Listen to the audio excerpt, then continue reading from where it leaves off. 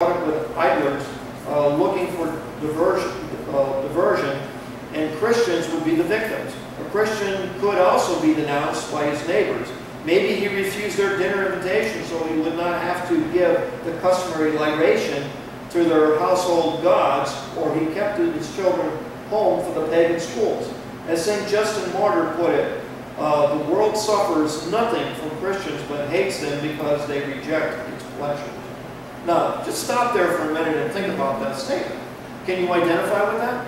Is that the world that we live in? How does Hollywood feel about Christians? How does the media feel about Christians, right? And so, and our Christians, you know, you look at the quote, the Tea Party movement, a lot of Christians involved in that, patriotic Christians, being demonized, and these are the troublemakers and all that, and so we can relate, we can begin to see that these things are once again happening. Into such a state of seemingly hopelessness entered Constantine, just one pretender, and not the most likely one, to the throne of the West upon the death of Diocletian. Constantine's main rival for the throne was his brother-in-law, Maxentius.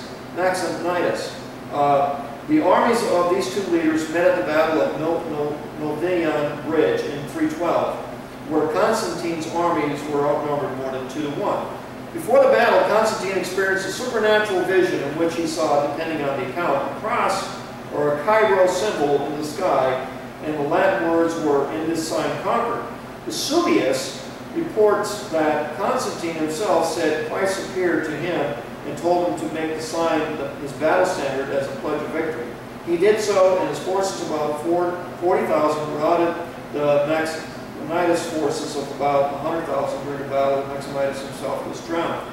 The next year, Constantine met with the Eastern Emperor Licinius in Milan and issued the famous edict finally legalizing Christianity and ending the prospect of wholesale persecution within the empire. No doubt he was influenced by his mother, St. Helena, because at the time of the edict, he was not yet a Christian himself.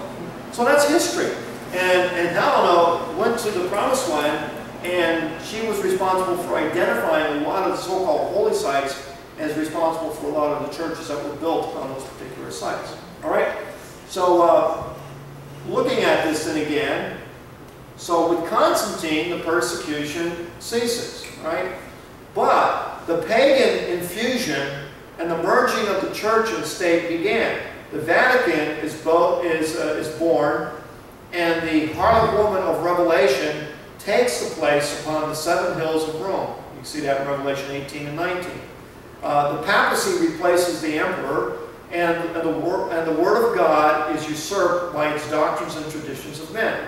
The Roman Catholic Church becomes of age, and Stephen the Bishop of Rome becomes a powerful leader, 4th century AD. And so the Roman Catholic Church began. The Roman Catholic Church, you know, identifies Peter as its first pope. Peter would never saw himself that way in that capacity. And they're just trying to legitimize and trying to make the Catholic Church the true church, the only true church. The mother church, if you would. And it's a fantasy is what it is. Because the true church was persecuted by the Roman church. All right? So now, what happens next? The next key event that takes place, the Dark Ages. Historiography, the concept of a supposed period of intellectual darkness, all right, that occurred in Europe. That's what the Dark Ages is known as. And following the collapse of the Western Roman Empire. Now, as you look at the dates, the European Middle Ages, the 5th century to the 15th century.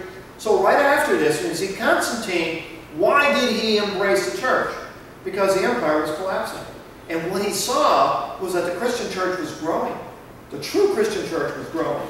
And so what he did was he cleaved to it. Politicians today pander to religious movements.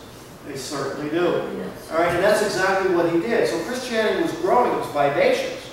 And so he was like a leech to it, and he did it for his own survival. But after that, in the following century, the Dark Ages comes. A lot of people believe that one of the reasons the Dark Ages also came was because a meteor had impacted.